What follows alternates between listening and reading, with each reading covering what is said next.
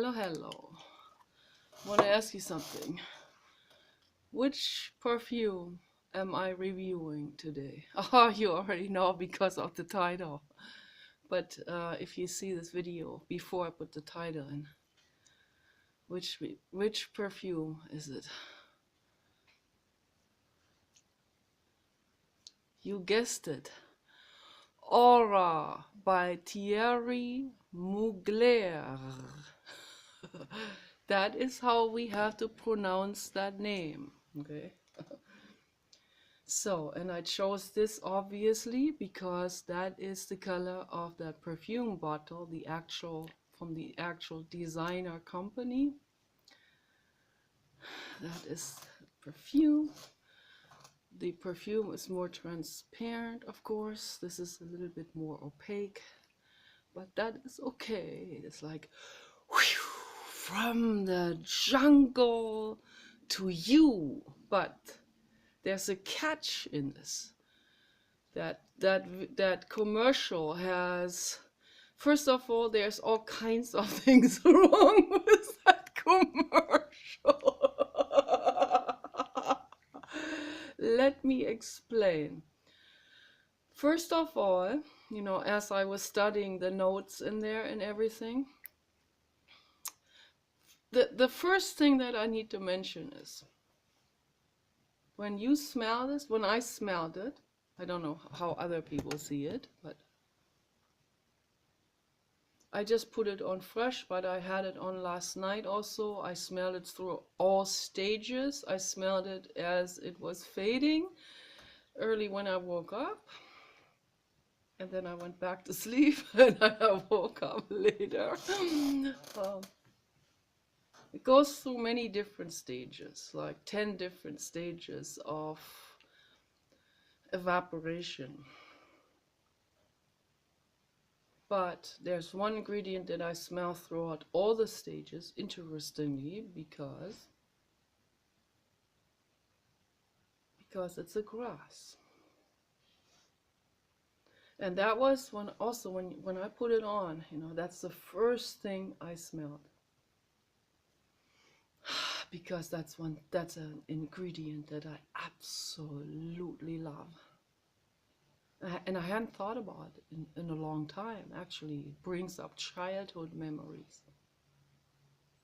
Which one is it? It's green.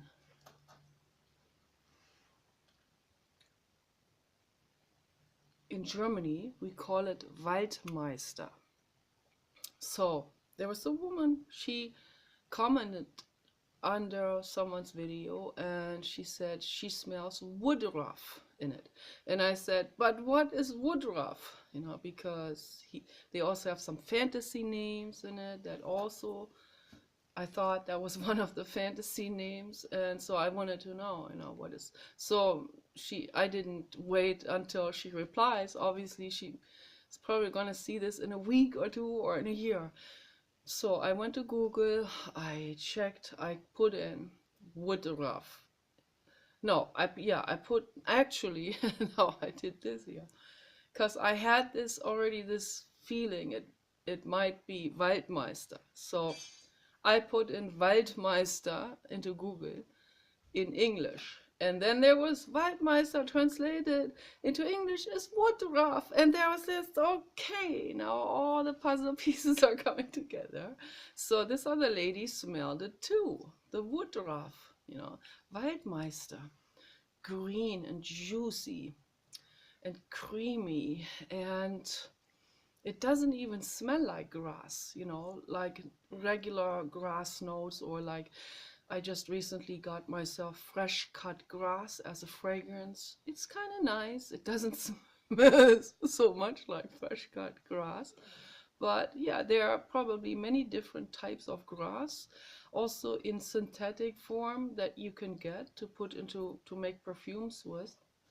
But this woodruff, that's a very special type of, and I wouldn't even say a grass. Maybe when it's very young, the young saplings, they might be regarded as a grass. Probably they could be, very, like land-shaped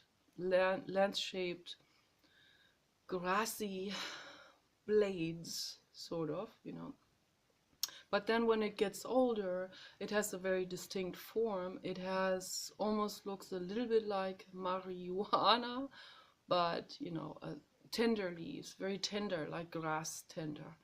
And it has flowers also. And I hadn't seen the actual plant before. I knew the scent because it was used to put into ice cream. When I was a child, we had this Woodruff ice cream in Germany, and it was colored green like this here, like my artwork, like this green. Yeah, that was the actual color of the ice cream. It was a soft ice cream that came out of the dispenser, like soft, swirled onto the cone, and it was called Waldmeister ice cream, and I loved it. I always wanted Waldmeister ice cream. I loved the color, always loved that green, always loved that ghost green. I was crazy about it as a child. I painted many ghosts in that color, and my dad felt that, shared that affinity with me. That's genetic too. As an architect, he's always admired the copper oxidization process on copper domes, like on the old cathedrals in Europe. They have this ghost green roof because the roofs are made out of copper, and in time, over many years, the surface pattern oxidizes. It's a chemical process because it binds with oxygen, and it turns the surface patterner into this ghost green, and I've always loved it. And there are many different types of ghost greens, of course, you know. One type is on that cedar tree next to me, the outer patterner on the top of the leaves of the leafy needle pine tree like leaves. They're more like feathers. And so on many plants, you know, it's on mosses and rocks, and phosphorus rocks have that color. I always love that color very much. So that is what I smelled. Oh my God, it smells like Waldmeister. First, when I first smelled it, I smelled this, but it didn't form as a memory. It didn't form as a concrete thought. It didn't form as a determined recognition of that particular plant, so, or scent that I associated with that ice cream. So it was more like something like, I know this. This is an ancient smell that I know from my childhood. I know this, and I love it, and it's edible, and it's put into desserts and ice creams, candy and stuff like that, particularly in Europe. So, but it came to me a little bit later, a couple of days later, that it dawned on me, yeah, it's that Waldmeister scent. That's what that is. And then I saw other perfume reviewers talk about it, and then I saw this one woman who said it smells like woodruff, like where she, just like myself, smells this as a dominant note in this perfume, and I have to fully agree. That's what it is. It definitely is. It's a dominant note, and I love it. I absolutely love it. I personally would not have combined this or any of the other ingredients with sandalwood. That's just my personal view on it. Sandalwood is now used ad nauseum in the perfume world. I smell it everywhere. I've already smelled it long before I came to LA, already in the 80s, and then early 90s, Samsara, Amarige, those Givenchy, the Guerlain perfumes that I had at that time, overpowering with the alcohol and all of this. So that's what I also smell in this, because obviously they already started with the frankincense and the sandalwood quite a while back. It became a complete crazy fad, and yeah, it's nice in some compositions, but we have to be very careful about this. I think this is my personal opinion, just, maybe other people think it's awesome, but I would not combine sandalwood with anything, with any kind of other note. So I wouldn't combine it with chocolate. I wouldn't combine it with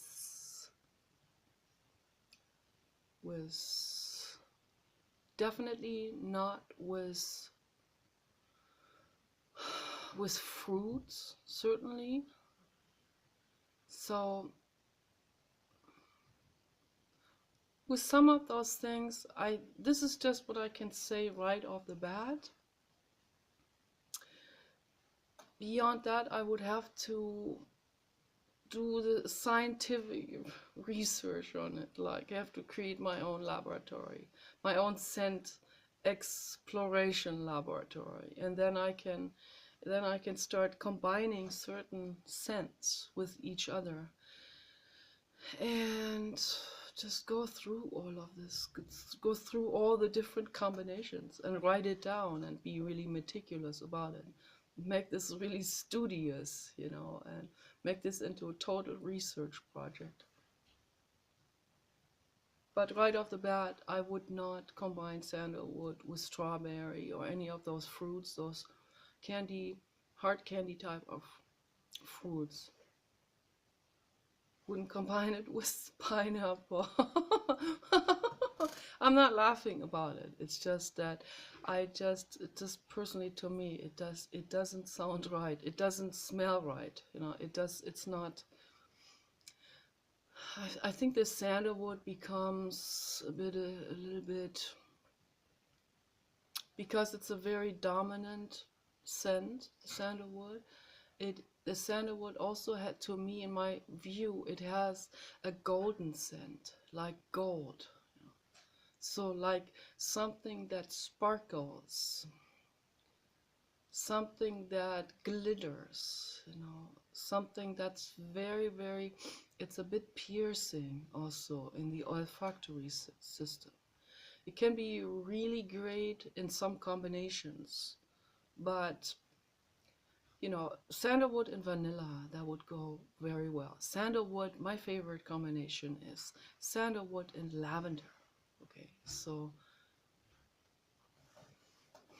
in some other of the perfumes, I think it is in Alien, I think it is in Light Blue, and I think it is in Dior, and I think it is in Dylan Blue. So, but I'm not 100% sure, but that's what it appears to me. So this one here,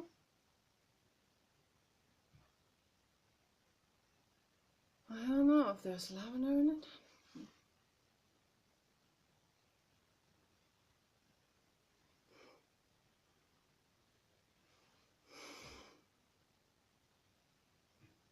If there's lavender in it, it is overpowered with all these fruits. Lots of red fruits are in here, and it's very, very similar to Decadence by Marc Jacobs, which I want to talk about tomorrow, because I think these two, they kind of go together. So apparently Decadence from Marc Jacobs had come out several years before this one. This came out in, I think it came out in 2017. So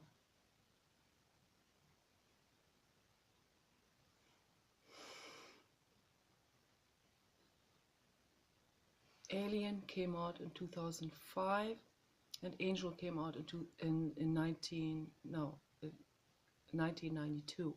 Yeah, so that very long time ago. So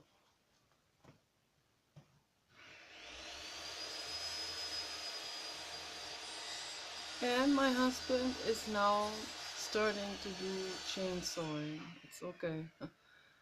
It's alright. I can't control these situations.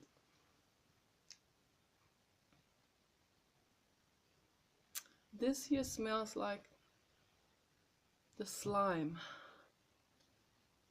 The classic slime smell. But it should smell like this, like aura. That would be nice.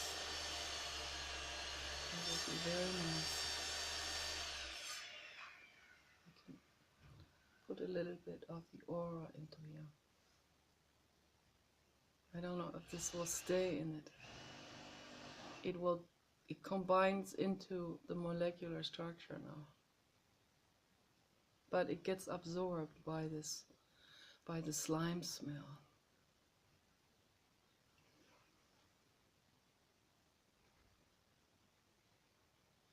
So I also smell oatmeal in this, vanilla, a little bit lemon,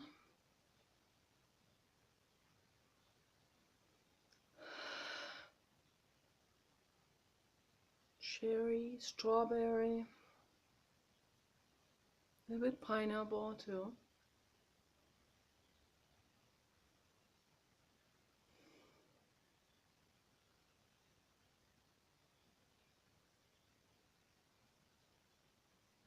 Little bit chocolate, very little.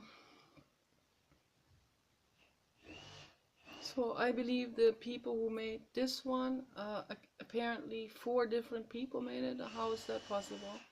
They sat together and they kind of like, they voted on it or something. They voted on which, that makes it very difficult, I think, too. But, maybe they had a good time doing this as an collective art project. So it would not work for me very well to work with other people on making a perfume. Because if I don't agree on something, then I will lose interest in the project, because a perfume to me would not be a compromise, and certainly not a compromise as in how do we make this gorgeous to the public so that they will buy it. No, not in that sense. I could not work in that way ever. And I'm glad that Karl Lagerfeld didn't work in that way. And I'm glad that Chanel allowed Karl Lagerfeld full legislation over the couture and the perfumes. So obviously he didn't create these compositions, but he had a saying in whether he liked their compositions, and he also told them what these compositions should be like and what it should represent and smell like and so on. So he had an idea on how it should be made, probably, I'm guessing. So they went in there and they did this sort of like a contracting work, but they still put in their own expertise and also, of course, their own personal likes and preferences. Obviously, it has to be smelling good to them, or they wouldn't be creating it and presenting it to Karl Lagerfeld.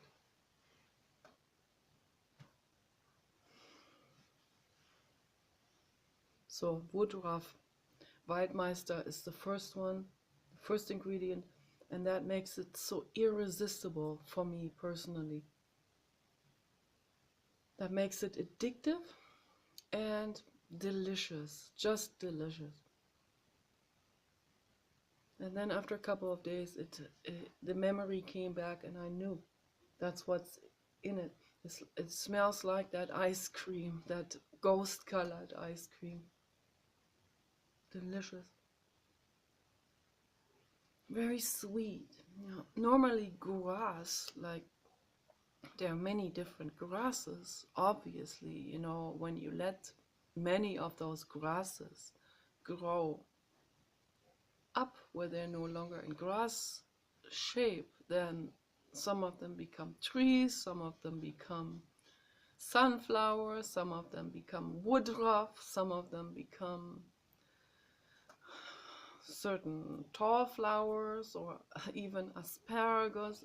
I mean many different things. So when we have a lawn, these these young saplings and plants and blades, they get cut to like 5 centimeters high, and then they never really grow out of that young state because they keep getting cut.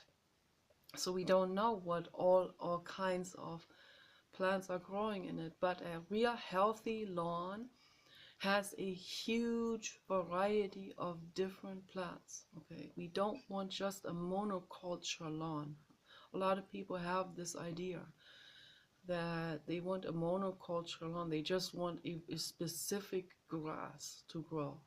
But that doesn't make the the the plants, the planted area, that doesn't make the cells really healthy. So if it's a monoculture, it's never good. Okay, you want the largest diversity you can possibly have. So yeah, and some of those they stay grasses, but the actual grasses, I think they don't grow taller than 3 feet, and then they become kind of lance-shaped leaves and little larger blades. Some of them are kind of dangerous. You can cut yourself on them, like that stuff that grows this cotton stuff out of it. We have a lot of those at the other house because that's closer to the ocean. It's some kind of dune plant also. But those become tall. Those get to like at least 15 feet, 20 feet tall once they're really fully grown. And they have these really beautiful cotton tufts that contain the seeds, like just like a cotton type of wool that grows out on the top. It's really nice, beautiful. Some people don't like it. I don't understand why. You can make amazing fabrics out of that stuff, and that grows in much abundance all the way along the Pacific Ocean.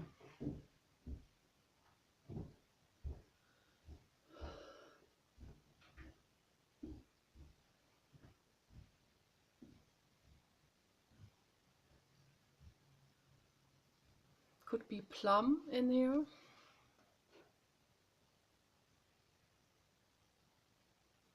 I love plum. I love everything plump. The plums. I love it. I haven't eaten plums in a long time. My parents had plum trees. I don't know if they're still there. My mother used to make amazing gourmet cake. As in pie in Germany, we call all of this cake. We call it Kuchen. So call everything Kuchen, which translates to cake. But here cake is something else other than pie, I think. But yeah, she made amazing plum pies. Amazing, absolutely incredible, mouth-watering, gorgeous, amazing plum pies from fresh, ripe plums from the garden.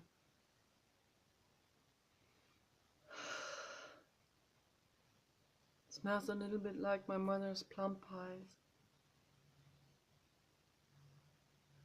Has that vanilla scent in it also. And it has a very strong sandalwood, of course, which I thought it doesn't go well with the rest of the stuff. If you didn't put sandalwood in it, it would be a whole lot more, it would be a whole lot milder. and more gourmand.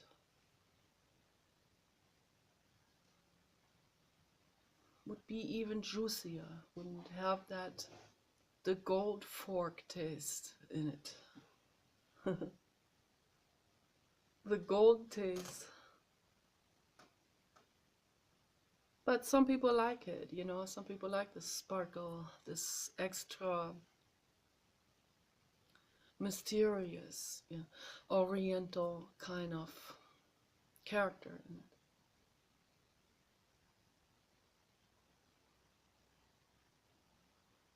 I'm very particular how I would be mixing sandalwood. So I have the first time I smelled sandalwood and lavender, that combination. I didn't come up with that combination. I smelled it in a body lotion by Dr. Hauschka, and I was crazy over it. It's so incredibly delicious.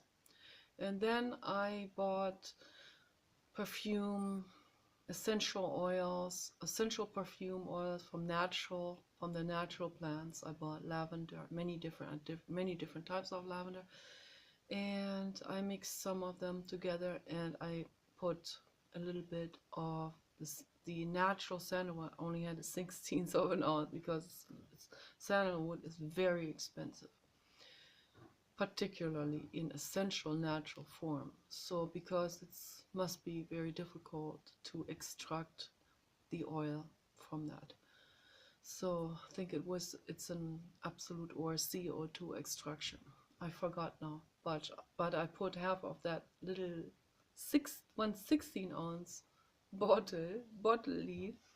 I put that, and it's just a few drops basically. Put that into my lavender mix, but lavender mix was just was also like it was an eighth of an ounce bottle like this, and so then I mix those together to see, you know, if I can mix that to make it smell similar to the Dr. Hauschka. It didn't come out exactly like Dr. Hauschka had it. I think Dr. Hauschka also had some vanilla in it as well. So I think, but it was great. It smelled absolutely fantastic. I still have some of it, a little bit left like this. It is fantastic and wonderful. And the combination makes both notes last longer. So sometimes combinations of different notes make the entire mix last longer than the individual notes. That's also very interesting to observe. I heard other people talk about this as well. This is fantastic. This smells fantastic. This woodruff really, that really gives us that's what gives us this real special, this special note. Without the woodruff, it wouldn't have that strong signature, that strong individual signature.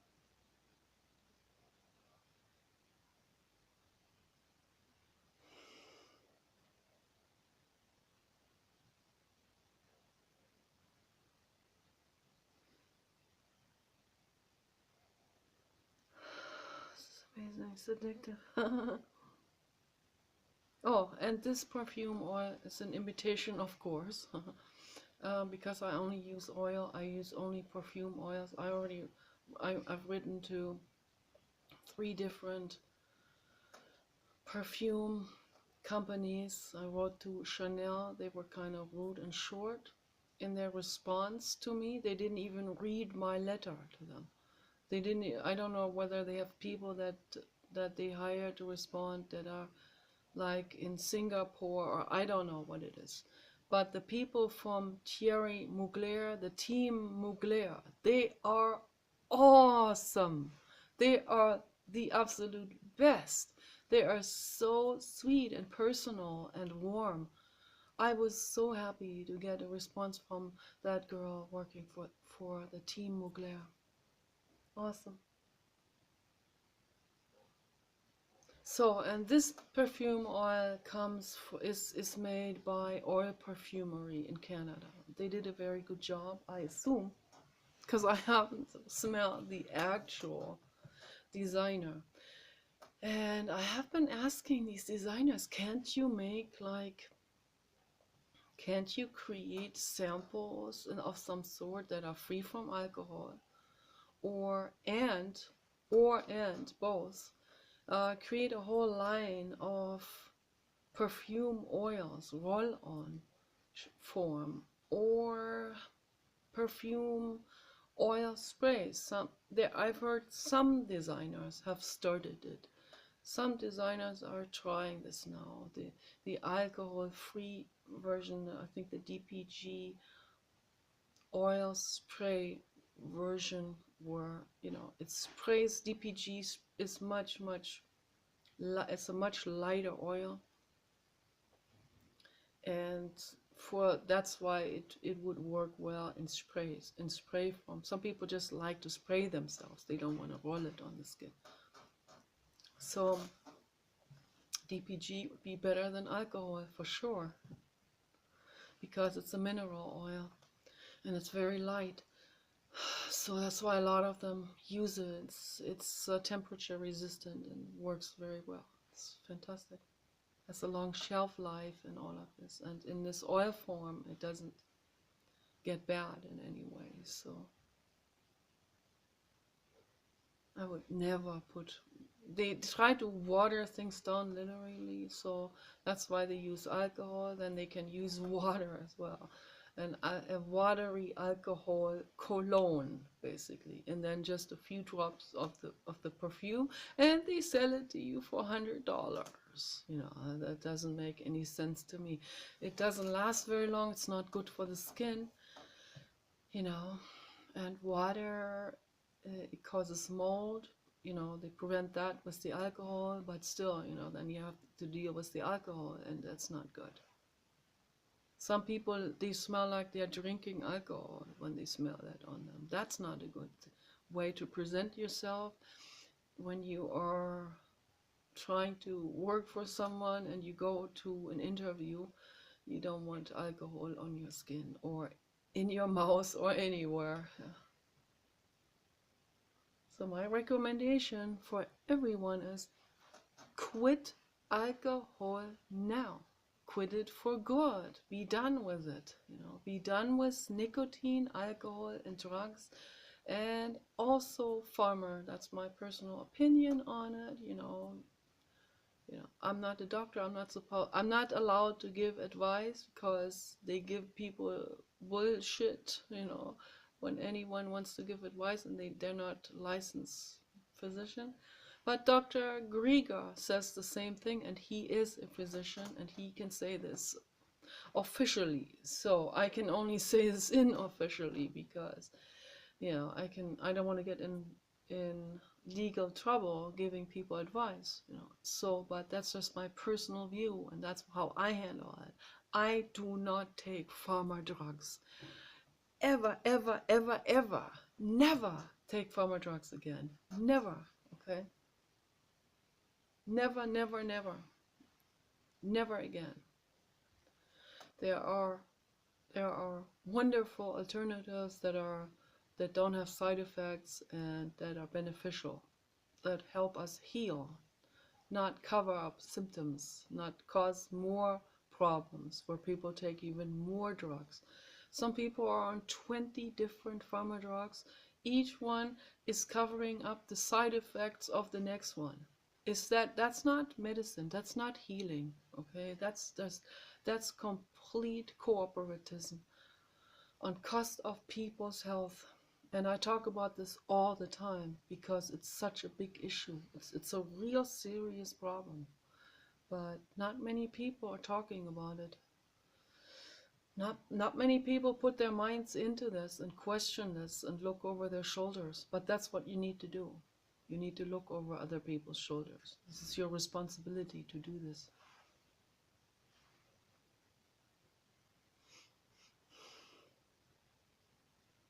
So alcohol, nicotine, street drugs, pharma drugs, it's a red bar across. It's like, no, okay?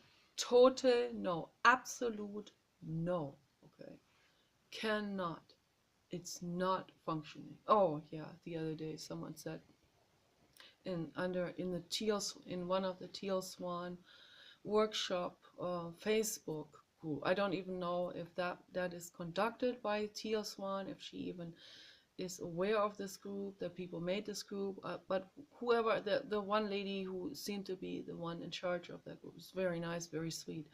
But and she, it's not her responsibility what people are saying in her group, but there were so many people that were talking so much bullshit, and they were like so far away from from contemplation. It's just incredible, yet they consider themselves to be more, I have this feeling they consider themselves to be more more on the level or something, but they're like completely way out there, way in the dust. So with what they were saying, there were some people justifying taking drugs, justifying themselves taking drugs, with the excuse that it would raise their vibration. Using new age terminology like this is also very dangerous, because it's very vague, and it can be so misused. My goodness, it can be so misused and oversold and sold out, and then it becomes totally meaningless at some point. Drugs do not raise people's vibrations. They do the opposite. They fog people's brains. They make people less compassionate. Okay? They even undermine and cut away at the formations in the brain that are playing a vital part in compassion, in empathy, and love, and all of this. So don't ruin your love formations, the amygdala, the hippocampus, the corpus callosum. Don't ruin those important apparatuses. So don't ruin those formations, those important brain formations, with any kind of drug. Don't do it. And any of these things are fogging it and ruining it, and causing long-term damage also, including hallucinogenic drugs. It's very, very damaging. Don't do it. Don't do it. We want to make the world a better place. We don't want to make it worse. Okay? You don't want to fog yourself up and because then you don't have a plan, let someone with a bad plan take over. Don't do that.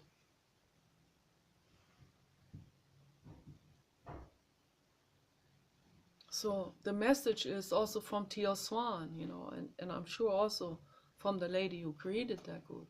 It's a good lady, real great, real serious lady. The message from any serious person that cares is, we want to make the world better and safer for the animals and all beings. And all beings, all life on this planet, the trees, the humans, the dogs, the whales, all beings, all animals. Okay, we want to make it better. We want to keep the water clean and the air. We want to have a high oxygen level in the air. Okay. So in order to achieve this, we cannot fog up our brains. It's very, very important.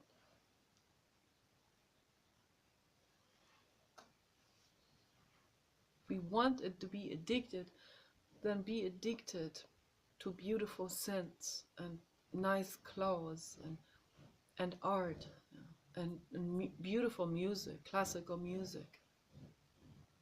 Papa Dog, what is it? What is it, Papa Dog?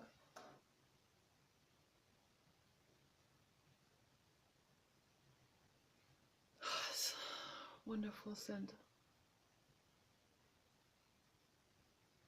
So I want all of those designers to have at least one option of perfume oil in roll-on bottles.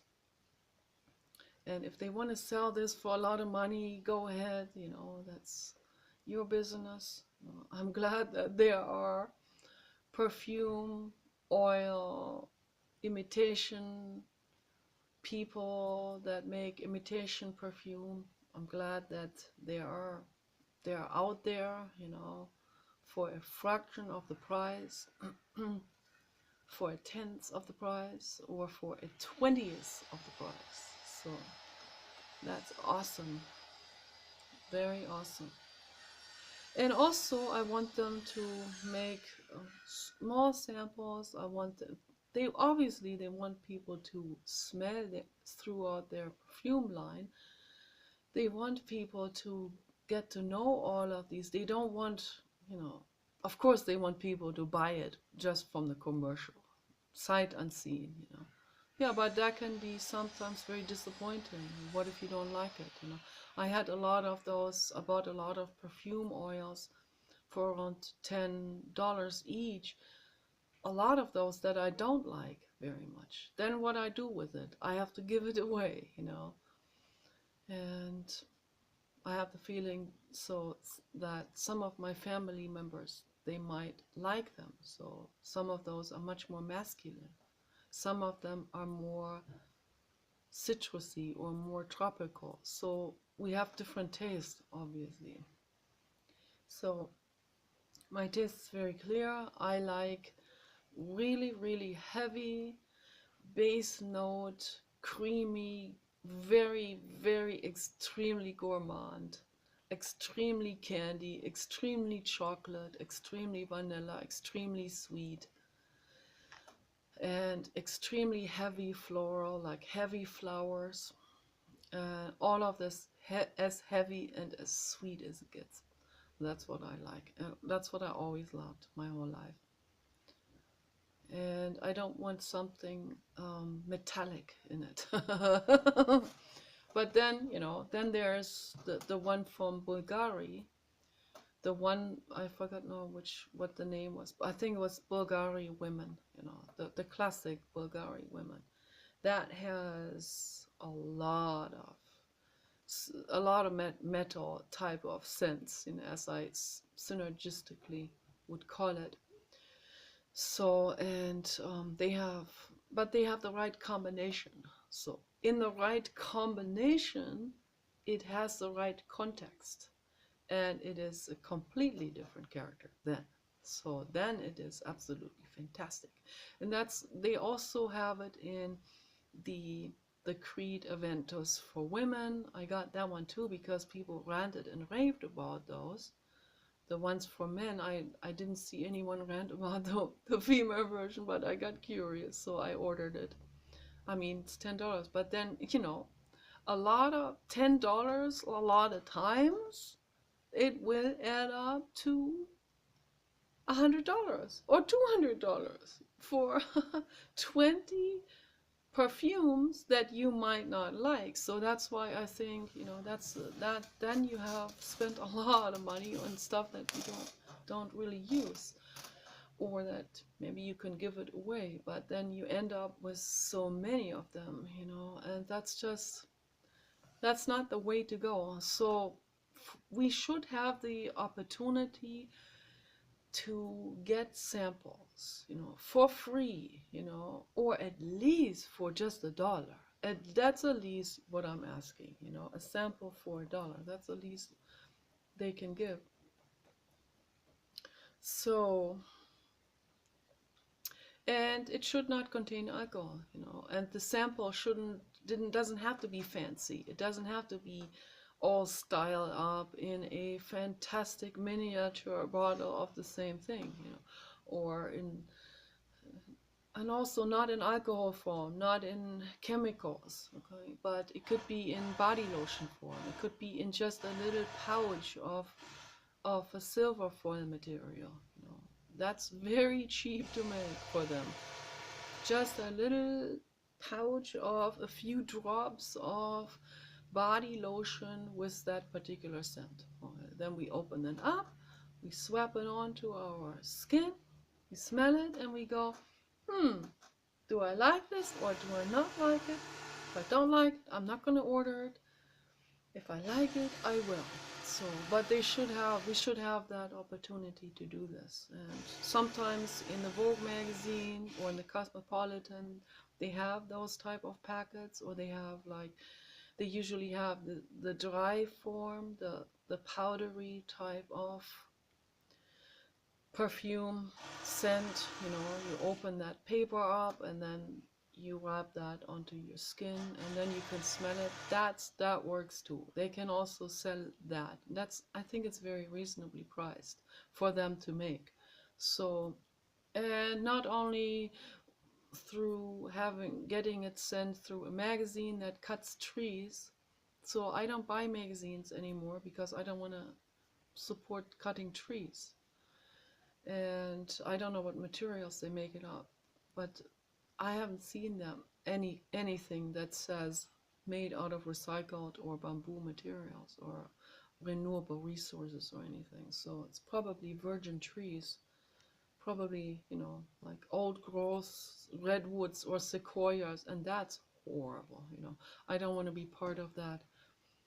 So, but they can send it in little pouches, and they should have an entire, like a palette of scent samples, a scent sample palette or a scent sample book, yeah, just for scent samples, just full of maybe also couture commercials that are beautiful to watch, to look at.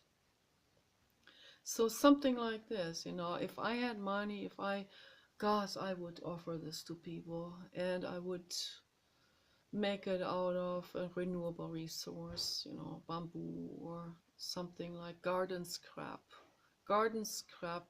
book that is made into a pulp, and then you can make the paper out of this, and we can make a beautiful, beautiful couture book, sort of, a magazine, and we can have pallets over pallets of perfume samples in it for people to try out.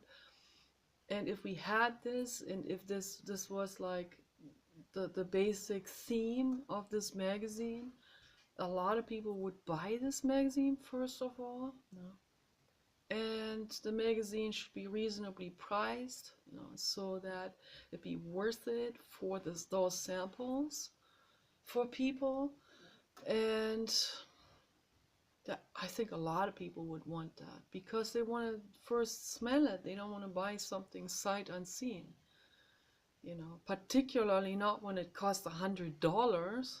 So, but even if we buy it from an imitation, a generic perfume maker, perfume oil maker, then we still want to know what this smells like, just have an idea, even if the imitation is not accurate, but you have an idea of whether this is something that you like.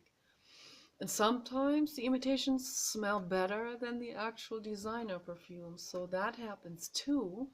That I've seen this too, I've smelled this too. So, and it's also just fascinating to compare, the designer ones with the imitation ones, and make reviews about it and help other people. I have bought a bunch of perfumes because of these perfume reviews. Obviously, they're obviously really helping these I mean, in my case, not the designers, but the imitation makers. But they're making me buy something, so they're helping the economy. And yeah, and some of them have also warned me, they have, because they told me exactly what it smells like, what kind of notes are in it and combinations, and then I can, if I already have some knowledge about it, then I can approximately make a guess on whether I like this or not. So in some cases I didn't buy it then. So In some cases, those are kind of repetitive and they smell like another one that's already out there. So in this case, this this is very much like Decadence by Marc Jacobs. They have a lot of the same ingredients in it, but it's not identical, But it's brother and sister, and in a good way, not in a repetitive way. That I wouldn't say. It is brother and sister in an innovative way. So they're kind of like they go hand in hand, like Hänsel and Gretel, sort of. They're obviously related to each other, and they're both green, and they both say, "Go green, go green, go green, go green, go green, go green in every way, nail polish way, and ecological way, and animal rights way." The animals say, "Go green, go green, go green." Okay, take care. Bye bye.